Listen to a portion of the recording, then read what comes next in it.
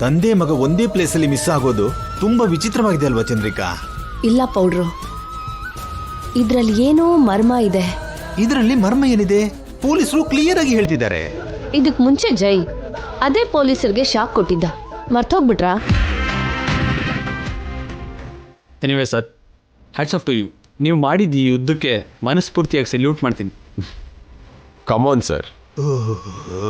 ಹೌದು ಚಂದ್ರಿಕಾ, ಶಾಕ್ ಆದ ACP ಹತ್ರನೇ ಜೈ ಸೆಲ್ಯೂಟ್ ಕೂಡ ಮಾಡಿಸ್ಕೊಂಡ. ಅಬ್ಬಿ ಕಿಡ್ನಾಪ್ ಆಗಿದ್ದಾನೆ ಅಂದ್ರೆ ಚಿಕ್ಕ ಹುಡುಗ ಅನ್ಕೋಬೋದು, ಆದ್ರೆ ಜೈನ ಕಿಡ್ನಾಪ್ ಮಾಡೋದು ಸಾಧ್ಯ ಆಗೋ ಕೆಲಸ ಅಲ್ಲ, ಅಸಾಧ್ಯ. ಅವನು ನಮಗೆ ಯಾಕೆ ಹೀಗೆ ನಡೀತಾ ಇದೆ ಕಲ್ಪನಾ? ನಾನು ಬೈದೆ ಅಂತ, ಪೂಜೆ ಮಾಡಬೇಡ ಅಂತ ಹೇಳಿದ್ದಕ್ಕೆ ಆ ದೇವ್ರಿಗೆ ನಮ್ಮೇಲೆ ಕೋಪ ಬಂದಿದ್ಯಾ? ಹಾಗೇನೂ ಇಲ್ಲ ಅಜ್ಜಿ, ಜೈಗೇನು ಆಗಲ್ಲ. ಜೈಗೆ ಏನಾಗಲ್ಲ ಅಂತ ಅಷ್ಟು ಸುಲಭವಾಗಿ ತಗೋಬಾರ್ದು ಚಂದ್ರಿಕಾ. ಜೈ ಎಷ್ಟೇ ಸಮರ್ಥನಾಗಿದ್ರು ಅವನನ್ನ ಮಿರ್ಸೋರು ಕೂಡ ಈ ಪ್ರಪಂಚದಲ್ಲಿ ಇದ್ದಾರೆ. ಈ ಪ್ರಪಂಚದಲ್ಲಿ ಎಲ್ರಿಗಿಂತ ದೊಡ್ಡವನು ಆ ದೇವ್ರು. ಅವನ್ನೇ ಆರೋಪಿಸಿದ್ರೆ ಸುಮ್ಮನೆ ಇರ್ತಾನ?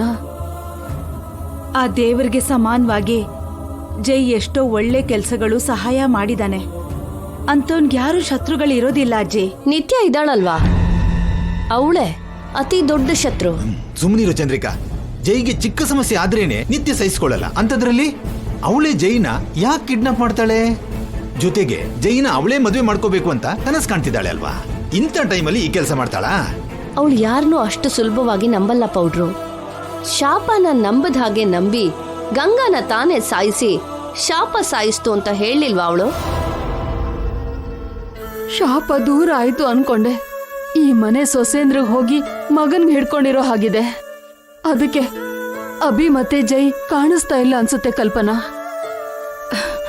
ಏನು ಆಗಲ್ಲ ಅಜ್ಜಿ, ನೀವೇನೇನು ಊಹಿಸ್ಕೊಂಡು ಅನವಶ್ಯಕವಾಗಿ ಭಯ ಪಡ್ತಿದ್ದೀರಾ. ಧೈರ್ಯವಾಗಿರಿ. ಅಯ್ಯಯ್ಯೋ, ನೀನ್ ಹೇಳೋದ್ ನೋಡ್ತಿದ್ರೆ ಇರೋ ಸ್ವಲ್ಪ ಧೈರ್ಯನೂ ಹೋಗಿ ಭಯ ಆಗ್ತಿದೆ ಚಂದ್ರಿಕಾ.